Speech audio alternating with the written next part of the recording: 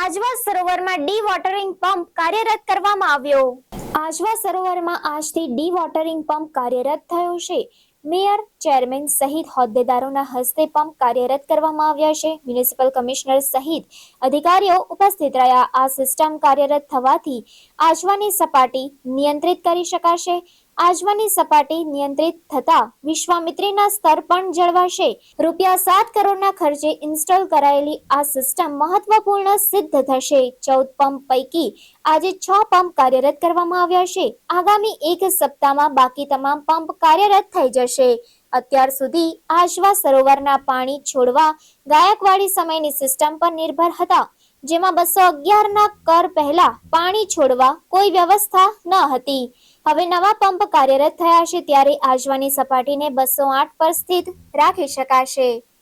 મીડિયાના મિત્રોને આભાર કે આજે અમને આમંત્રણને માન રાખીને આપ લોકો અહીંયા પધાર્યા છો। આ પહેલી વખત અમે કરી રહ્યા છે જે 211ની રૂલ લેવલ છે ઓગસ્ટ 15 તારીખ સુધી અને 212ની રૂલ લેવલ છે ઓગસ્ટ 30 તારીખ સુધી। આ રૂલ લેવલને માન્ય નવલાવાલા કમિટી સાહેબની જે રેકમેન્ડેશન્સના આધારે અત્યારે અમુક શોર્ટ ટર્મ મેજર્સ અને લોંગ ટર્મ મેજર્સ કરીને આવી રહ્યા છે। આ શોર્ટ ટર્મ મેજરમાં સિટીની અંદર જે ગયા વર્ષે 28 ઓગસ્ટના તારીખ જે 3 દિવસનું કન્ટિન્યુઅસ પાણી પડતું હતું, એના કારણે સિટીની અંદર પૂલની પરિસ્થિતિ થઈ ગઈ હતી। આને અવોઇડ કરવા માટે અને મિટિગેટ કરવા માટે ફ્લડ મિટિગેશન મેજર તરીકે જે રેકમેન્ડેશન્સ આવી હતી એને અમે અમલીકરણ કરી રહ્યા છે। આ શોર્ટ ટર્મ મેજરમાં અમે લગભગ 14 પંપ અહીંયા મૂક્યા છે। 14 પંપમાં આજે પહેલા તબક્કામાં 6 પંપ્સ અમે ચાલુ કર્યા છે। રોજના 14 પંપ ચાલુ કરીએ તો લગભગ 12.8 MCFTનું પાણી અહીંયા થ્રોપુટ બહાર નીકળશે અને 30 દિવસ અને કન્ટિન્યુઅસ ચલાવીશું તો લગભગ 403 અને 470 MLDનું પાણી અમે કાઢી શકાય। આનાથી 211થી 208 સુધી અમે લાવી શકાય। અને લોંગ ટર્મ મેજર માટે જે ડેમની સ્ટ્રેન્થ જોઈને નવું ડેમ બનાવવા માટે જે રાજ્ય સરકારનું નિર્ણય આવશે, એની અંદર નવું ડેમ જ્યારે બને આ ગેટ લેવલ એડજસ્ટેબલ થઈ શકે। હાલ આપ જાણો છો કે 213.85 જે લેવલ છે એમાં ઓટોમેટિક ગેટ્સ ખોલતા હોય છે, પણ ત્યાર સુધી અમે વેઇટ કરીએ તો સિટી માટે જોખમી થઈ શકે।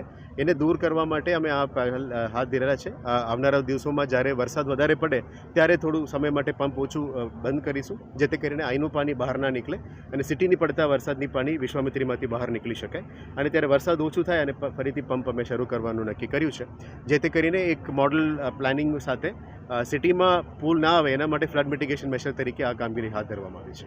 વડોદરા શહેરમાં અવારનવાર આવતા પૂરના રોકથામ માટે એટલે કે ફ્લડ મિટિગેશન માટે વડોદરા શહેરના પીવાના પાણીનો મુખ્ય સ્ત્રોત ગણી શકાય એવું સયાજીરાવ ગાયકવાડે બનાવેલું આજવા સરોવર કે જેની ઉપર 62 દરવાજા લાગેલા છે, જેનું ક્રેશ લેવલ 211 ફૂટ છે। કહેવાનો મતલબ કે 211 ફૂટથી ઉપર જ્યારે પાણી જાય ત્યારે દરવાજા ખોલીને પાણી છોડી શકાતું હોય છે, પરંતુ અવારનવાર પૂરની પરિસ્થિતિને કારણે ફ્લડ મિટિગેશનના ભાગરૂપે મોન્સૂન પહેલાં એટલે કે ભારે વરસાદ આવે પહેલાં જો આજવાની સપાટી 211ના બદલે 208 કરી નાખવામાં આવે તો 3 ફૂટનું બફર મળે, જેથી કરીને આજવાના દરવાજા ખોલી અને વિશ્વામિત્રીમાં આવતું જે પાણી છે એ અટકાવી શકાય। એટલે એક આ ઇનોવેટિવ વિચાર કરી અને આ ફ્લડ ડિસ્પોઝલ એટલે કે સ્ટોર્મ ડિસ્પોઝલ સિસ્ટમ દ્વારા આજે 14 જેટલા હોરિઝોન્ટલ સબમર્સિબલ સેન્ટ્રીફ્યુગલ પંપ લગાડ્યા છે। આ તમામ પંપોને 300 mની પાઇપ સાથે કનેક્ટ કરી અને જે જંક્શન બોક્સ દ્વારા એને ઇલેક્ટ્રિક સપ્લાય આપવામાં આવે છે। 14 પંપ માટેની 14 LT પેનલ લગાડવામાં આવી છે।